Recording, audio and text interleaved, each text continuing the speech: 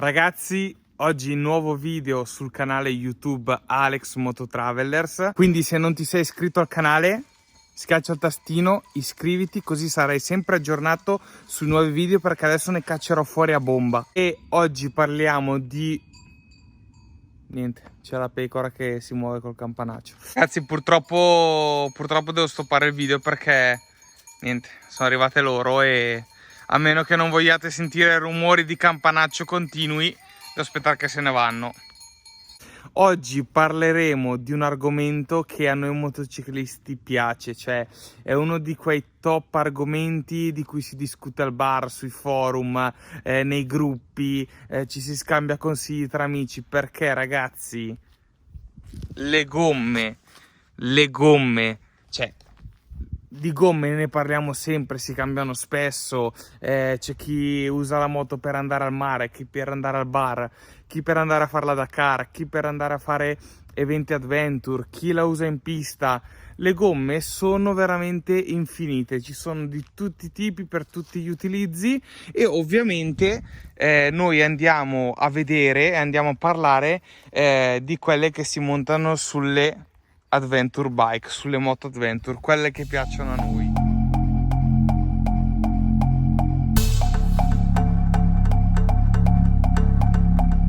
Ma andiamo adesso a parlare di gomme, perché anche su Instagram mi scrivete sempre, mi chiedete consigli, anche se più o meno devo dire che monto sempre le stesse gomme, perché tendenzialmente mi trovo bene, quindi sì, ne ho provate, non ne ho provate tantissime. Come sempre, come dico in tutti i video, è un'umilissima opinione di una persona normalissima che va in moto come tutti quanti voi, quindi prendete con le pinze questa recensione, se così possiamo chiamarla, perché non sono né un tester né un giornalista, tantomeno un pilota, anche se mi piacerebbe esserlo, ma mi manca la rotazione del polso destro.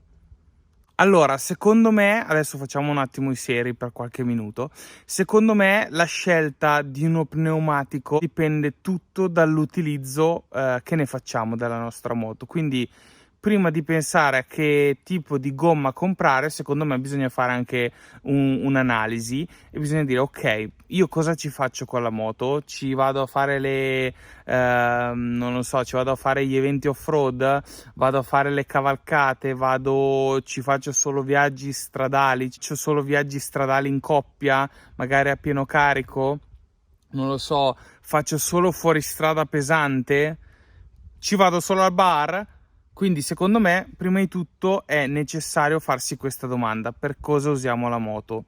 Io, per il mio utilizzo, che ne faccio un utilizzo diciamo misto, quantomeno sulla KTM 1290R, perché ci faccio un po' di tutto, ci sono andato a fare dei bellissimi viaggi, ci ho fatto anche un po' di fuoristrada, credo mediamente impegnativo, niente di chissà cosa, perché se devo andare a fare impegnativo prendo la moto da trial, però tipo a settembre con queste gomme qua che ho montato a inizio settembre del 2020 sono andato a fare l'Hard Alpi Tour, che comunque fuori strada non è né difficile né semplicissimo, è una via di mezzo, comunque si fa tranquillamente, e poi dopo sono andato a fare un viaggio in Sicilia.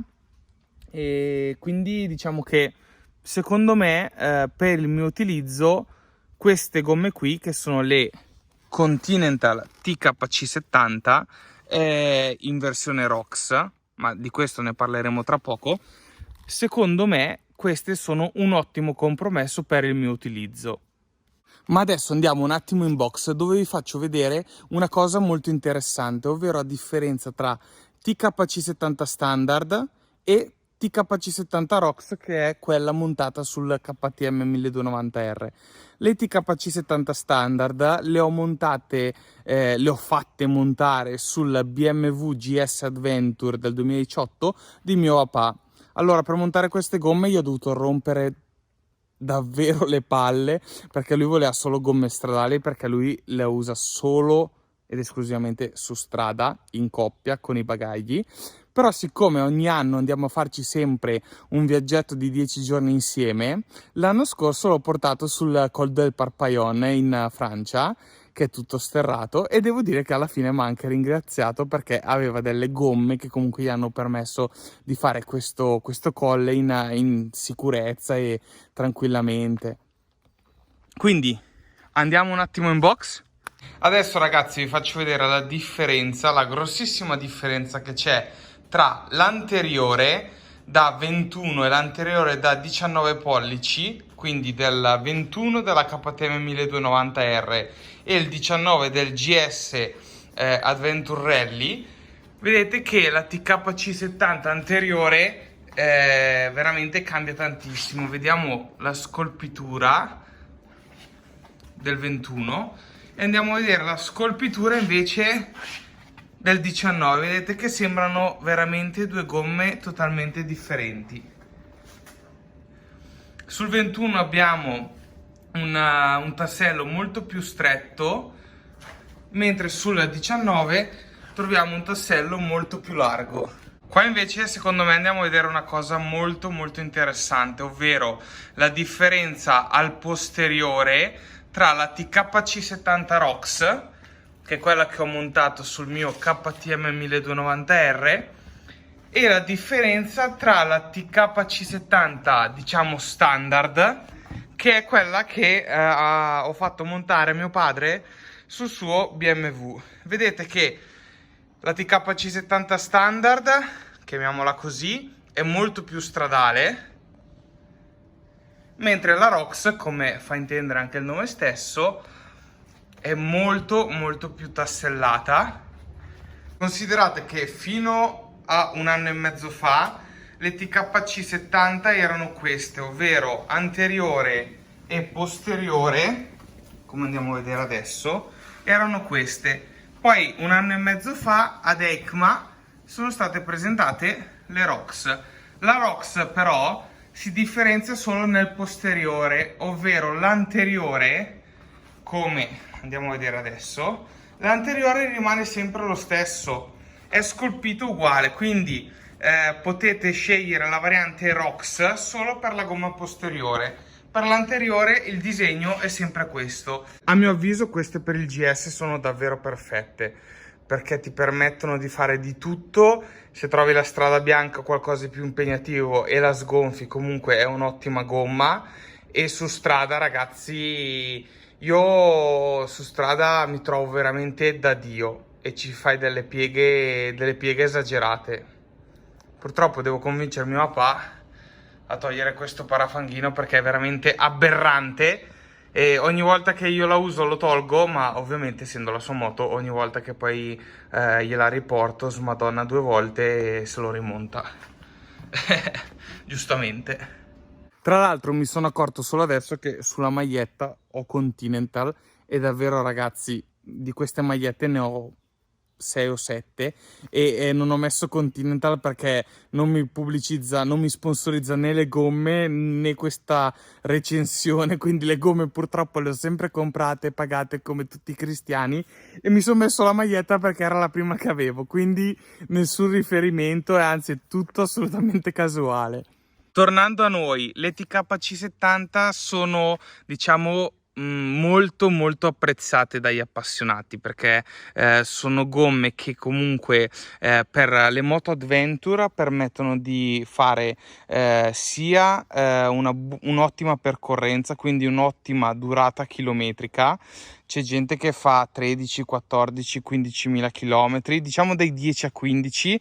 Io personalmente anche con le normali le ho sempre cambiate dopo 7-8.000. Io diciamo sono sempre arrivato a questo range chilometrico. Queste qui, che sono le ROX, che come vi dicevo sono più scanalate, come vi dicevo prima in box, queste invece hanno circa 6.000 chilometri. E vedete che comunque sì, ne hanno ancora, sono consumate abbastanza bene, non ci sono spiattellamenti incredibili, quindi sono consumate bene, si guida ancora molto bene e hanno ancora un pochino di vita, ma non è che ne hanno tantissima. Quindi diciamo che il range è questo. Considerate che comunque andare in moto sono un po' un pirla e ci do le manate di gas da scemo sullo sterrato, così anche su strada di certo non le risparmio. Quindi tendenzialmente prendete con le pinze quello che vi sto dicendo, perché c'è gente che fa sempre più chilometri di quelli che vi dico io. Anche perché non mi piace arrivare ad avere le gomme finite, anche perché magari faccio, non so, un giro lungo anche in una giornata, magari 500 km, magari col caldo, magari parto così senza pensarci, senza organizzazione per un weekend, quindi preferisco magari cambiarle qualche chilometro prima piuttosto di ritrovarmi con le gomme davvero basse. Come vedete anche l'anteriore ha lo stesso chilometraggio ed è ancora abbastanza bello. Faccio vedere un po' meglio. Quindi direi che non abbiamo avuto un consumo anomalo della gomma. Scelta differente la faccio quando invece devo andare a fare magari un viaggio in fuoristrada, come per esempio quando siamo andati in Tunisia o quando andiamo ai KTM Rally. Devo dire che scelgo sempre o le Continental TKC80, che poi magari se ne avrò l'occasione vi parlerò anche di quelle, oppure le Atlas Capra X, che sono sulla falsariga delle Continental ma hanno una durata diversa. Parliamo sempre di TKC80, quindi un tassello molto molto pronunciato rispetto a queste e anche di una resa chilometrica, ahimè, molto molto inferiore. Io personalmente con queste gomme mi trovo davvero bene. Secondo me è un ottimo equilibrio tra prestazioni su strada, quindi a me piace fare tantissimo i passi alpini, ormai l'avete capito, e ottime prestazioni sui tornanti, così quando ci dai di gas veramente tengono tanto, e delle prestazioni accettabili per quanto riguarda il fuoristrada. Fuoristrada, ragazzi, ognuno ha una concezione di fuoristrada propria, quindi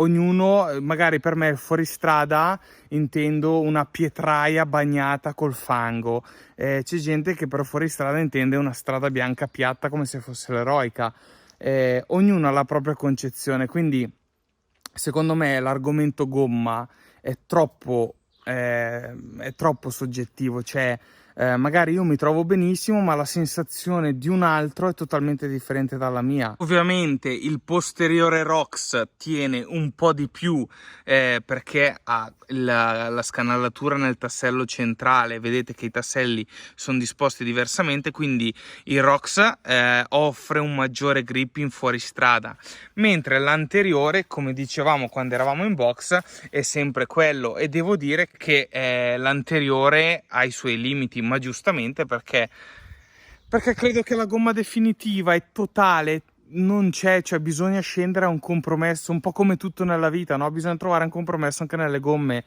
non puoi pensare di andare a scalare i monti col fango alto 30 cm e poi andare al Nürburgring, cioè non è possibile, no? Quindi sta tutto nel trovare, secondo me, la giusta via di mezzo per il proprio utilizzo. Argomento pressioni. Allora, KTM da libretto di uso e manutenzione da 2.6 bar all'anteriore e 2.9 al posteriore, rigorosamente a freddo. Allora, partiamo dal presupposto che poi ognuno fa un po' come gli pare. Io personalmente quando sono da solo la metto a 2.4 all'anteriore, mentre la metto a 2.6 al posteriore, quindi un po' più basse. Ovviamente poi mi attengo alla pressione che dà la casa se vado via a pieno carico, quindi diciamo che io mi tengo su questo range. Mentre se dobbiamo andare a fare del fuoristrada, io di solito uso all'anteriore 2.1 perché voglio stare tranquillo, mentre al posteriore uso 2 bar. quindi io mi tengo 2.1 davanti, 2.1, 2.0, 2.2 diciamo su questo range, e 2 al posteriore, magari anche 1.9. Tendenzialmente preferisco sempre avere un pelino più la gomma gonfia piuttosto che magari rischiare di bucare perché ce l'ho troppo sgonfia. Anche perché ricordiamoci che comunque sono pneumatici tubeless. Mi porto dietro sempre il mio compressorino con i miei vermicelli eccetera eccetera. Magari farò anche un video su questo dove vi faccio vedere un po' l'attrezzatura che mi porto sempre, come per esempio adesso nel bauletto, no? Oppure nella borsa, nella cargo bag quando la metto al posteriore.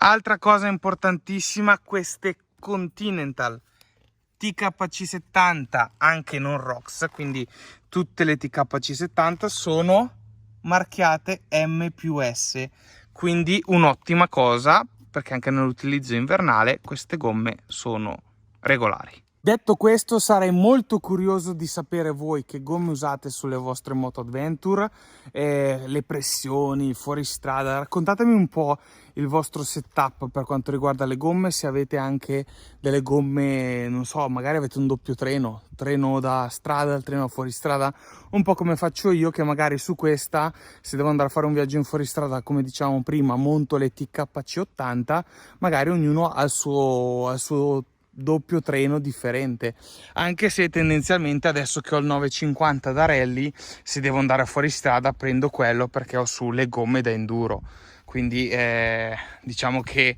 preferisco tenere questa in una certa maniera se uno ne ha la possibilità, ma tanti che fanno fuori strada magari hanno una moto che tengono un po' più stradale o per fare viaggi stradali o di fuoristrada poco impegnativo, mentre magari c'è tanta gente che si compra magari, non so, un KTM 690, un 701, un 990 da battaglia, quindi diciamo che questo è un po' il mio setup.